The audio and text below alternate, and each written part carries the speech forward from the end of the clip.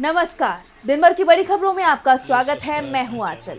आज इस बुलेटिन में बात होगी पूर्व जजों की अमित शाह को चेतावनी की, सुप्रीम कोर्ट के जज के खिलाफ अमित शाह के विवादित बयान की, देखेंगे मोदी सरकार के लिए मुसीबत बन रही विपक्षी एकता को, राहुल के आरोपों पर फंसे चुनाव आयोग को, जानेंगे क्यों जंतर मंतर पर जुटने लगे किसान, और बुलेटिन के आखिर में देखेंगे छात्रों पर पुलिस के लाठीचार्ज को लेकर भड़के राहुल गांधी को।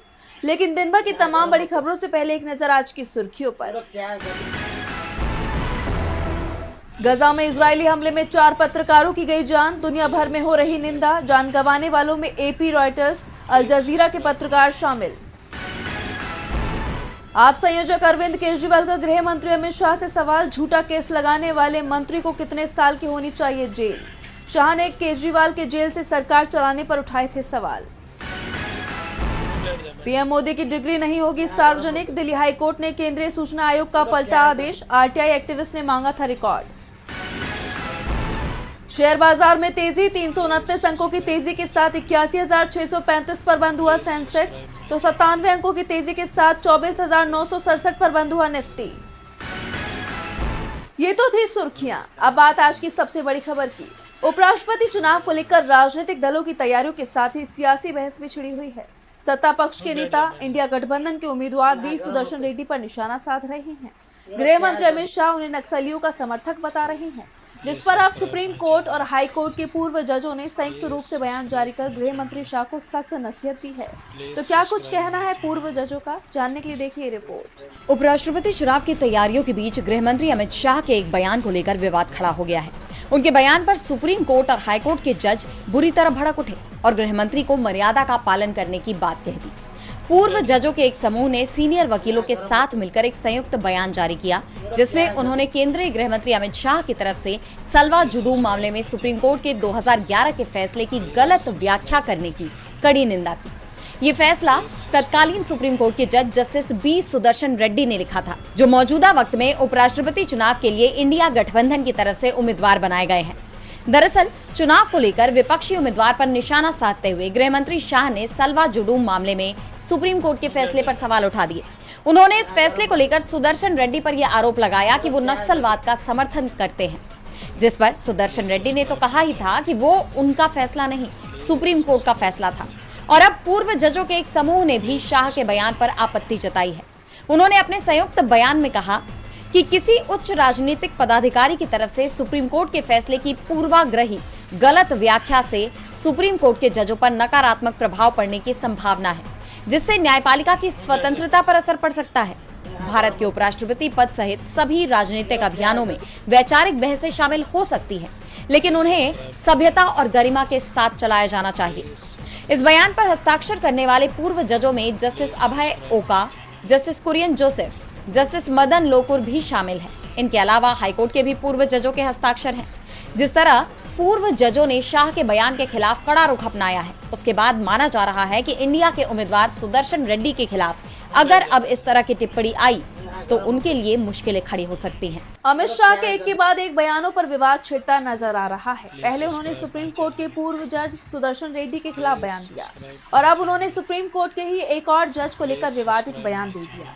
उन्होंने एक तरह से आरोप लगाते हुए कहा कि जस्टिस आफ्ताब की वजह से उनको 2 साल तक गुजरात से बाहर रहना पड़ा था। तो क्यों शाह ने कही ये बात, जानने के लिए देखिए ये रिपोर्ट। गृह मंत्री अमित शाह ने सुप्रीम कोर्ट के एक और जज के खिलाफ विवादित बयान दे दिया है। उन्होंने जस्टिस आफ्ताब पर आरोप लगाते हुए कहा कि उनकी वजह से शाह को 2 साल तक गुजरात से बाहर रहना पड़ा था।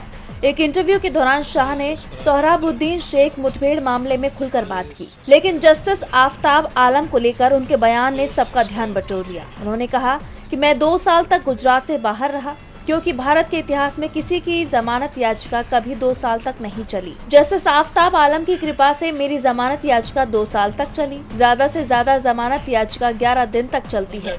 सुनवाई के दौरान जस्टिस आलम ने कहा था कि गुजरात के गृह मंत्री होने के नाते शाह सबूतों को प्रभावित कर सकते हैं।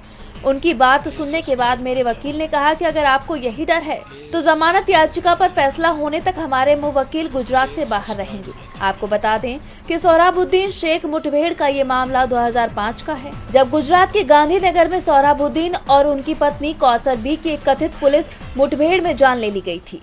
इसी मामले में गुजरात के तत्कालीन गृह मंत्री अमित शाह को साल 2010 में सीबीआई ने गिरफ्तार किया था। सीबीआई ने आरोप लगाया था कि वो मुठभेड़ की साजिश के सूत्रधार थे। उन्हें 3 महीने के लिए अहमदाबाद की साबरमती जेल में भी रहना पड़ा था, जिसके चलते शाह को जुलाई 2011 में प्रदेश की मोदी सरकार से इस्तीफा देना पड़ा था। और अब जिस तरह उन्होंने जस्टिस आफ्ताब को निशाने पर लिया है, ऐसे में उनके बयान पर विवाद बढ़ने की आशंका जताई जा रही है। अमित शाह के बयान पर विवाद बढ़ने की आशंका है तो पीएम सीएम को पद से हटाए जाने वाले विधेयक पर बवाल मचा हुआ है। हालांकि विपक्ष के विरोध के चलते इसे जेपीसी के पास भेज दिया गया, लेकिन विपक्ष अभी भी विधेयक के खिलाफ विरोध जता रहा है और अब ये तय माना जा रहा है कि विपक्ष की तरफ से जेपीसी का बहिष्कार कर दिया जाएगा। तो क्या है पूरा मामला, देखिए इस रिपोर्ट में। पीएम सीएम को पद से हटाए जाने वाले विधेयक का विपक्ष पुरजोर विरोध कर रहा है। मोदी सरकार ने इस बिल को जेपीसी के पास भेज दिया है, लेकिन यहाँ भी सरकार को विपक्ष के आगे मात खानी पड़ सकती है। अभी जेपीसी का गठन नहीं हुआ है, लेकिन एक बात साफ हो गई है कि विपक्षी दल पीएम और सीएम को हटाने वाले बिल को पास नहीं होने देंगे। उन्होंने अब जेपीसी का भी बहिष्कार करने का फैसला कर लिया है। टीएमसी और सपा ने तो पहले ही साफ कर दिया था कि वो अपने सांसदों को जेपीसी में नहीं भेजेगी। इसके बाद आप की तरफ से ही जेपीसी के बहिष्कार का ऐलान कर दिया गया था। अब इसमें एक और दल शामिल हो गया है। शिवसेना यूबीटी ने भी साफ कर दिया है कि वो भी जेपीसी में शामिल नहीं होगी। विपक्ष का आरोप है कि जेपीसी में भी उनकी बात या उनके सुझाव नहीं सुने जाएंगे। उसी कड़ी में अब राष्ट्रवादी कांग्रेस पार्टी की सांसद सुप्रिया सुले ने संविधान के 130वें संशोधन विधेयक पर चिंता जताई। केंद्रीय गृह मंत्री अमित शाह की ओर से इसके समर्थन पर उन्होंने कहा कि धन शोधन निवारण अधिनियम जैसे मौजूदा कानून पर्याप्त हैं। सुले ने कहा कि व्यक्ति को दोषी साबित होने तक निर्दोष माना जाता है। सुले के बयान से माना जा रहा है कि एनसीपी शरद गुट भी जेपीसी का बहिष्कार करने का कभी भी ऐलान कर सकता है। सुप्रिया ने कहा, अगर किसी को 30 दिनों के लिए जेल में डाला जाता है तो उस व्यक्ति को हटा दिया जाएगा, ये कैसे काम करेगा। सुले ने ये भी जोर देकर कहा कि मंत्री को हटाने का अधिकार मुख्यमंत्री के पास है, आप ये अधिकार कैसे छीन सकते हैं। यानी विपक्ष की एकजुटता देखते हुए कहा जा सकता है कि इस विधेयक को लाने की मोदी सरकार की मंशा पूरी नहीं हो पाएगी। विपक्ष की एकजुटता ने मोदी सरकार की परेशानी बढ़ा दी है तो वोट चोरी के मुद्दे पर भी सरकार की मुश्किलें कम होती नजर नहीं आ रही। वोट चोरी को लेकर राहुल गांधी ने बड़ा खुलासा किया था। दावा किया था कि एक विधानसभा सीट पर ही 1 लाख से ज्यादा वोटों की धांधली हुई है। सबूत सामने रख दिए थे, लेकिन चुनाव आयोग ने साफ कर दिया कि कितने भी सबूत सामने हो वो उनकी जांच नहीं करेगा। उल्टा राहुल से ही शपथ पत्र मांग लिया था। तो क्या है पूरा मामला, देखिए इस रिपोर्ट में। राहुल गांधी लगातार वोट चोरी का आरोप लगा रहे हैं। दावा कर रहे हैं कि वोट चोरी के चलते ही केंद्र में नरेंद्र मोदी की सरकार बन पाई है। राहुल ने कर्नाटक के महादेवपुरा विधानसभा सीट को लेकर बड़ा खुलासा भी किया। बताया कि 1 लाख से ज्यादा वोट फर्जी तरीके से जोड़े गए, जिसके चलते बीजेपी चुनाव जीत गई। ये खेल हरियाणा और महाराष्ट्र विधानसभा चुनाव में भी हुआ और बिहार में एसआईआर की प्रक्रिया भी इसी के लिए चालू की गई, जिससे वोटिंग लिस्ट में बदलाव कर बीजेपी को फायदा पहुंचाया जा सके। जब चुनाव आयोग ने राहुल गांधी से अपने आरोपों को लेकर सबूत मांगे तो राहुल गांधी ने साफ कर दिया कि ये पूरा डेटा चुनाव आयोग का ही है, इसलिए उन्हें किसी भी तरह का सबूत देने की जरूरत नहीं है। चुनाव आयोग बुरी तरह से घिर गया तो उसकी तरफ से विपक्ष के नेता राहुल गांधी से शपथ पत्र मांगा गया। इसे लेकर विपक्षी दलों ने भी मुख्य चुनाव आयुक्त ज्ञानेश कुमार के खिलाफ मोर्चा खोल दिया। अखिलेश यादव ने तो यहां तक कह दिया कि उन्होंने 18,000 से ज्यादा शपथ पत्र चुनाव आयोग को सौंपे थे, जिनका कोई जवाब आयोग ने नहीं दिया। और अब राहुल जो आरोप लगा रहे हैं उनकी जांच चुनाव आयोग को करानी चाहिए। पूर्व मुख्य चुनाव आयुक्त ओपी रावत ने भी राहुल के आरोपों को गंभीर बताते हुए इसकी जांच की मांग की। इस बीच चुनाव आयोग से जब सवाल किया गया कि राहुल गांधी को चुनाव आयोग ने जो समय सीमा दी थी वो खत्म हो गई है, तो चुनाव आयोग राहुल पर क्या एक्शन लेगा, तो चुनाव आयोग ने जवाब दिया कि कोई एक्शन नहीं होगा, राहुल के आरोप अब झूठे माने जाएंगे। ऐसे में सवाल ये उठ रहा है कि जब राहुल गांधी ने चुनाव आयोग की पूरी वोटिंग लिस्ट सबूत के तौर पर रख दी है, तो चुनाव आयोग अपनी ही वोटिंग लिस्ट की जांच के लिए तैयार क्यों नहीं है। राहुल के आरोपों पर चुनाव आयोग फंस गया है तो किसानों ने एक बार फिर मोदी सरकार के खिलाफ मोर्चा खोलने की तैयारी कर ली है। संयुक्त किसान मोर्चा ने दिल्ली के जंतर मंतर पर महापंचायत का आयोजन किया। इस दौरान आगे की रणनीति भी तैयार की गई। ऐसे में एक बार फिर दिल्ली में किसान आंदोलन की आहट सुनाई दे रही है, जिससे मोदी सरकार की मुश्किलें बढ़ सकती हैं। तो क्या कुछ हुआ महापंचायत में, जानने के लिए देखिए ये रिपोर्ट। दिल्ली में एक बार फिर किसान आंदोलन होने की खबरें तेज हो गई हैं, क्योंकि किसान संगठन ने दिल्ली के जंतर मंतर पर किसान महापंचायत का आयोजन किया। ऐसे में देश के कई राज्यों से किसानों ने दिल्ली का रुख किया। संयुक्त किसान मोर्चा की तरफ से आयोजित किसान महापंचायत में शामिल होने के लिए देश के अलग अलग कोने से किसान एक बार फिर दिल्ली के जंतर मंतर पर पहुंचे।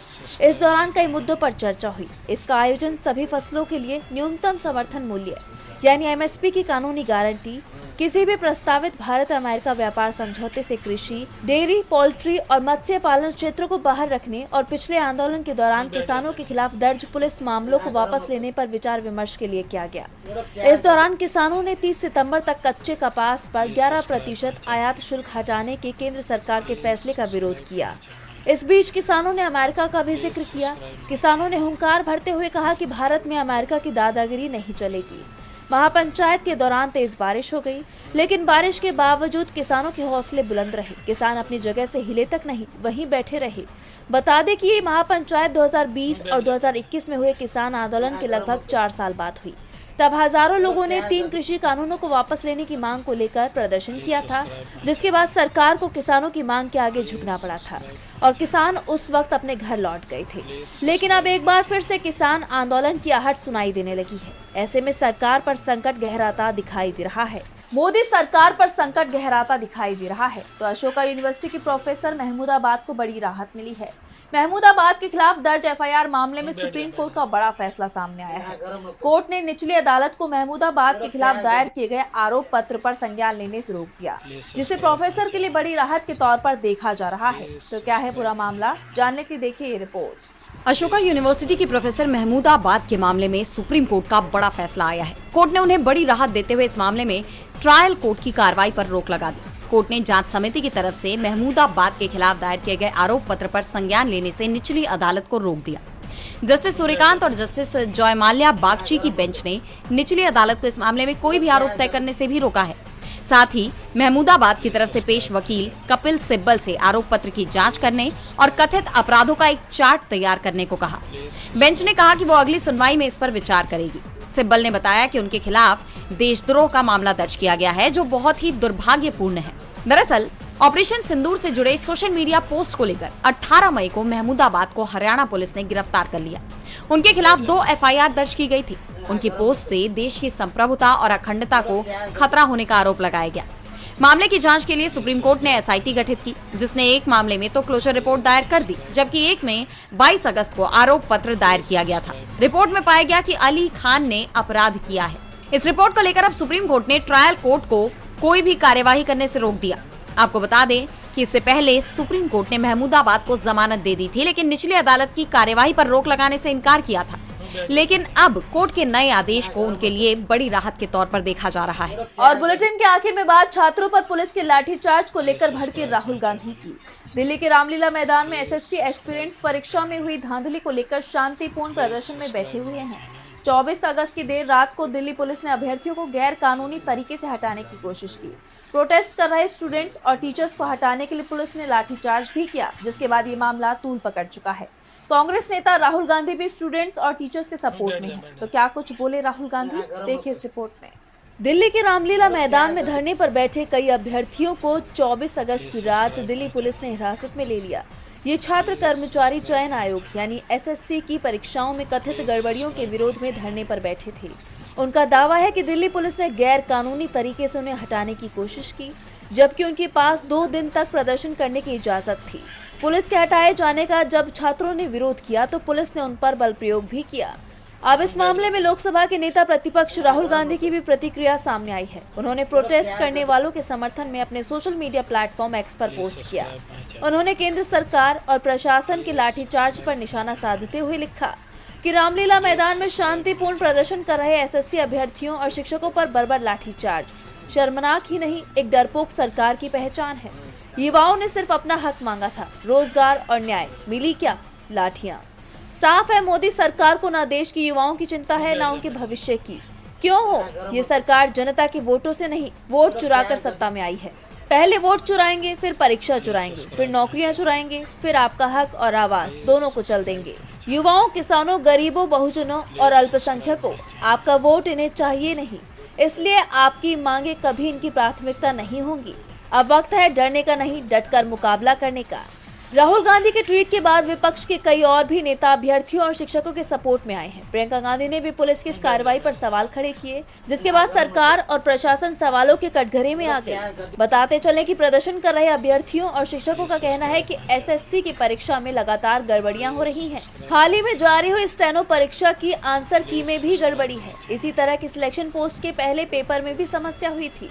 उनका आरोप है कि परीक्षा कराने वाली एजेंसी धांधली कर रही है। अभ्यर्थियों की मांग है कि जब तक समस्याओं का समाधान नहीं होता, आंदोलन चलता रहेगा। यानी छात्र पीछे हटने को तैयार नहीं है। ऐसे में दिल्ली की बीजेपी सरकार के साथ ही केंद्र की भी मुश्किल बढ़ती दिखाई दे रही है। तो आज इस बुलेटिन में बस इतना ही। आप देखते रहिए DB लाइव। नमस्कार।